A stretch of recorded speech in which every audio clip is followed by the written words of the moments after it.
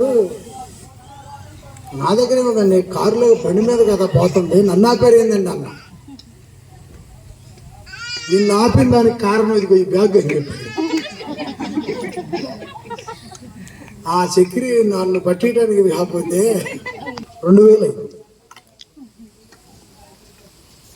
దానిలో వాళ్ళు ఏమనుకుంటున్నారు పోలీసులు, ఇతను ఎవరో బ్యాంకింగ్ మేనేజరు మచ్చటంగా ఎత్తుకొని పోయి అవతల పార్టీ వాళ్ళకి ఎవరికో ఇయటానికి డబ్బులు తీసుకుపోతారు, వాళ్ళే ఆపారు.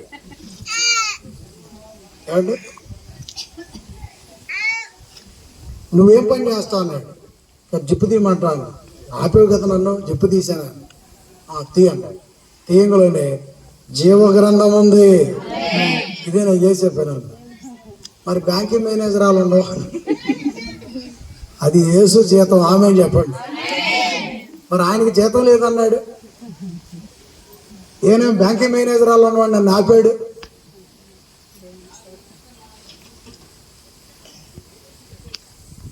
ఆయనకి జీతం లేకపోవచ్చు, కానీ ఆయన నమ్మి లిక్కు బట్టి కలుపు తీసే ప్రతి జీవితానికి జీతం ఇవ్వగలిగిన గొప్ప దేవుడు.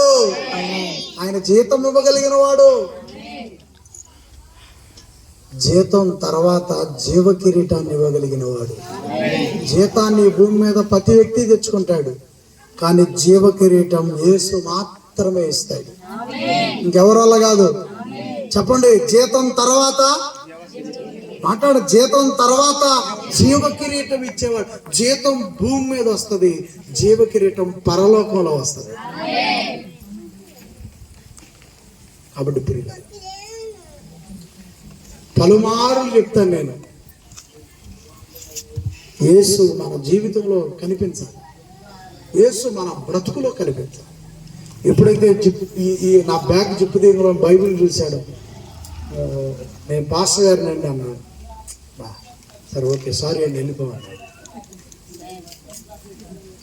ప్రియులారా, దేవుడు కొరింథీ పత్రికలో మాట్లాడుతున్నాడు. అనేకమైనటువంటి ఇబ్బందుల్లో ఉంటాయి.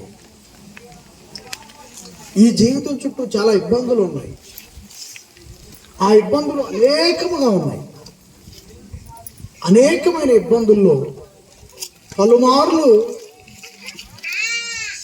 పెద్దలను సంప్రదించి ఈ సమస్యలకి సమాధానం కావాలని వెతుకుతూ ఉంటాం మనం.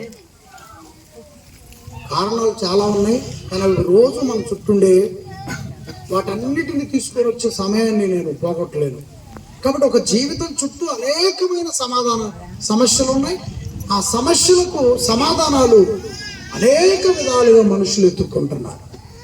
కానీ అపోస్తులైన పౌలు గారు అద్భుతంగా సమాధానం ఎక్కడ దొరుకుద్దో వివరించారు.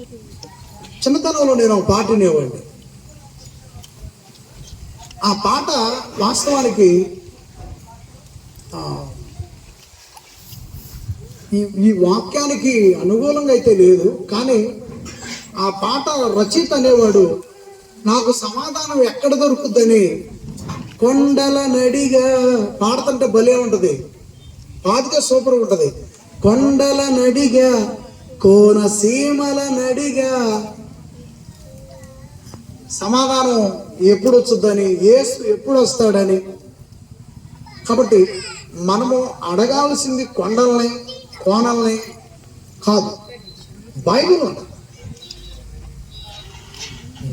అడిగితే మనకి మన జీవితంలో ఉన్న సమస్యకి పరిష్కారం. ఏమండి, చూద్దాం. కొరింథీ పట్టణంలో ఉన్న, కొరింథీ అనేది సంఘం పేరు కాదు, అచ్చంపేట ఒక పట్టణం.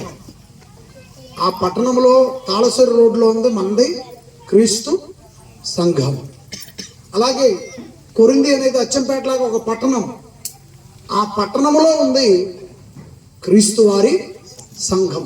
ఆ సంఘమునకు బోధిస్తున్నాడు. చదువుదాం 13వ అధ్యాయం 2వ కొరింథీ. పౌలు గారు కొరింథీలోకి